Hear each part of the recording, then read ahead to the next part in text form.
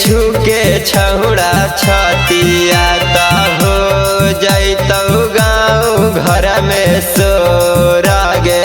छौड़ी आगे चढ़ल हे कौलिया छौड़ी जइहा नया दो टोली आगे गरम होइल हे कौ माहौल गे छौड़ी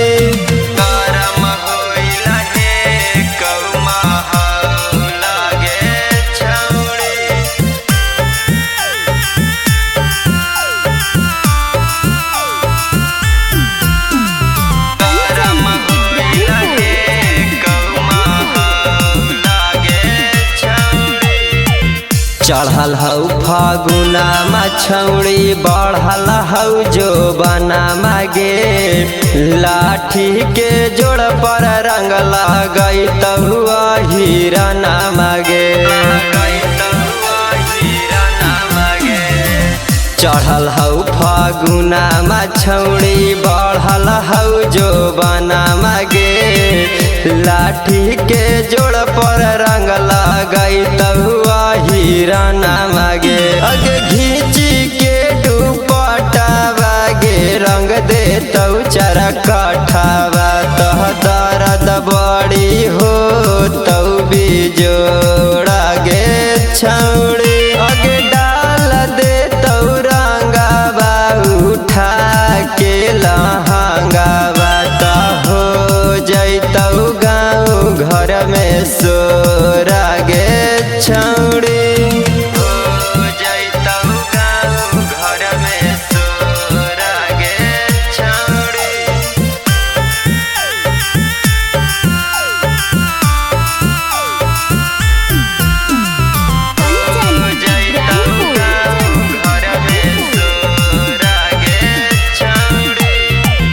होली में निकाली हना करके घर से बहाना मागे रंग लेके खड़ा है कौ छौड़ा रवि दीवाना मागे होली में निकाली हना करके घर से बहाना मागे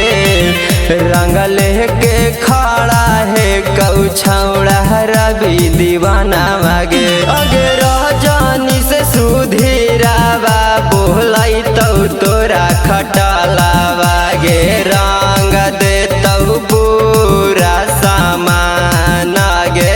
छौड़ी अगे चढ़ल हे कौ होली आगे जइहा नया दो टोली आगे गरम होइल हे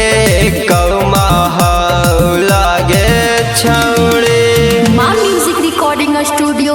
नौशहरा घोषी।